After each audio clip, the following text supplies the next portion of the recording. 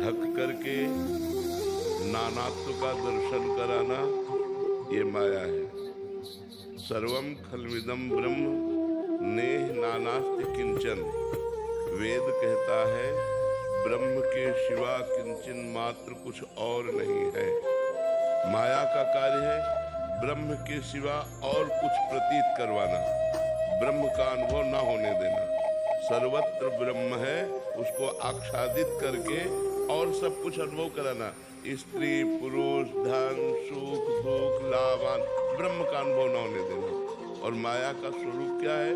मैं और मोर तोर तय माया, जेहि बस कीन्हे जीव निकाया।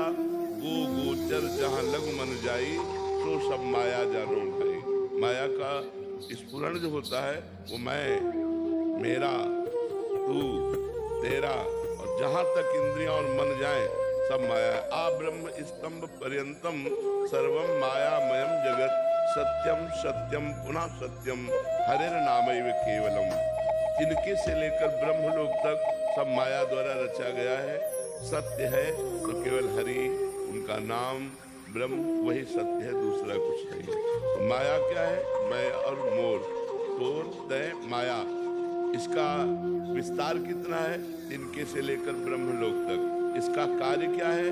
ब्रह्म को ढक करके अन्य सब कुछ दिखाई देना, लेकिन भगवान को ना दिखाई देना। और भगवान ही है। जब हम साधना करते हैं तो ये सब कुछ खत्म हो जाता है, केवल भगवान दिखाई देते हैं। जैसे गोस्वामी तुलसीदास जी ने जब भगवान श्री राम की आराधना की और आराधना परिपक्व अवस्था में पहुंची, तो वो देख रहे हैं जड़ चेतन जग जीव जत सकल राममय जान।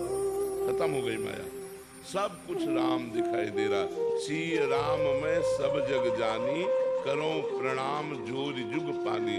सर्वत्र सिया राम विराजमान है, ऐसा अनुभव होने लगा, क्योंकि माया का भ्रम खत्म हो गया।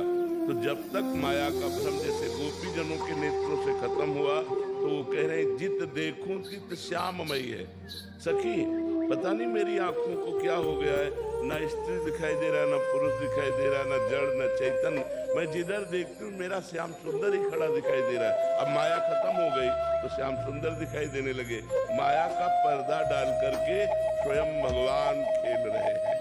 स्त्री पुरुष नहीं है कोई, स्वयं भगवान है। पर ये बात अनुभव में आने नहीं दे रही, इसी का नाम माया है। और इसी माया पर विजय प्राप्त करने के लिए साधना की जाती है। गुरुजनों की शरण में होकर भगवान का स्मरण करते हैं। देखो माया की पहचान बतावे, सूक्ष्म पहचान। चाह, अंदर देखो, चाह, जीने की चाह, भोगने की चाह, बड़े बनने की चाह, धन की चाह, मान की चाह।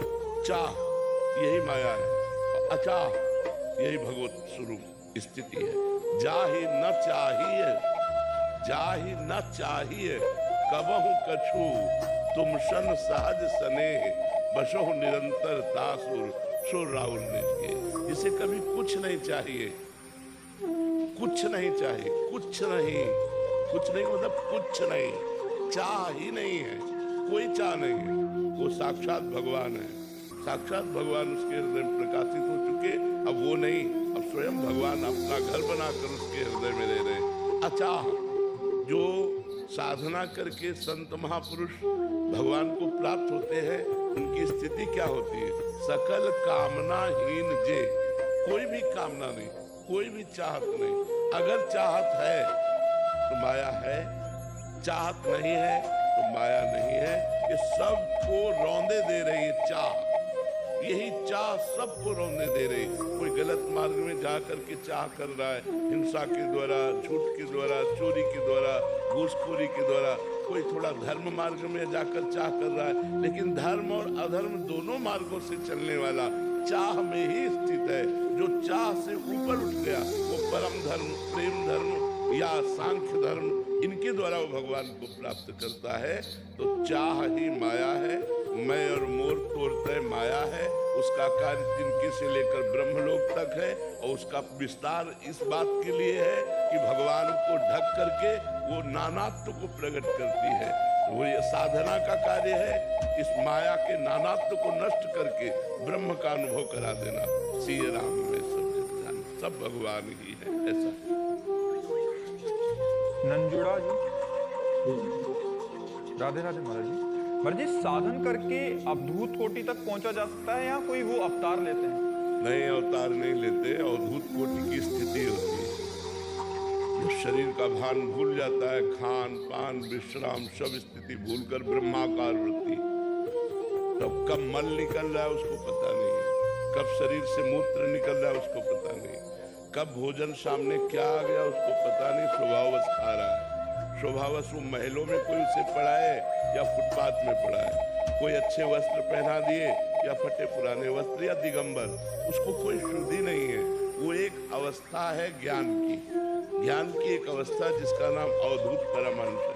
वो एक स्थिति होती है, कोई कोई महापुरुष उस स्थिति को प्राप्त होता है। जो ज्ञान की भूमिकाएं हैं, भक्ति की भूमिकाएं हैं, प्रथम भूमिका में ही चढ़ पाना बहुत कठिन होता है। प्रथम भूमिका में ही भोगों का त्याग है और सब इसी में लुढ़क जाते हैं। आप देखिएगा, अपने तो जैसे देखते हैं मानसिकता में ब्रह्म प्राप्ति की इच्छा साधु बनने पर भी लाखों में किसी के एक है। वो अहम की पुष्टता होती रहती है, लेकिन अहम का नाश करके ब्रह्म में स्थित हो जाना, परमात्मा साक्षात्कार करना, ये साधारण पुरुषों की तो बात जाने दो। जो साधु वेश धारण करते हैं उनमें से लाखों में किसी की एक होती है जो ब्रह्म प्राप्ति की बात होती है। नहीं तो माया ही अपना चक्र चलाती रहती है। तब लग जोगी जगत गुरु, जब लग रहे निराश। जगत गुरु कौन? बोले निराश, किसी से कोई आशा नहीं, किसी से कुछ नहीं चाहिए। और जब आशा मन में भई तो जग गुरु जोगी दास। और जब किसी संत के ये आशा हो गई कि आदमी हमको अमुक धनराशि देगा, अमुक सुख देगा, अमुक वस्तु देगा, तो वो शिष्य बन गया और जगत उसका गुरु हो गया। जगत गुरु वही है जो अचाह है, आप्त काम है। काम क्रोध लोभ मोह मद मत्सर छह में से किसी ने भी उसके हृदय को टच नहीं किया, हृदय को परास्त नहीं किया, वही जगत गुरु। जगत गुरु एक स्थिति होती है, वही अवधूत महापुरुष होता है जिसको न शरीर का भान है न भोगों की स्मृति है, एकमात्र परमात्मा में स्थित है, उसे अवधूत स्थिति कहते हैं।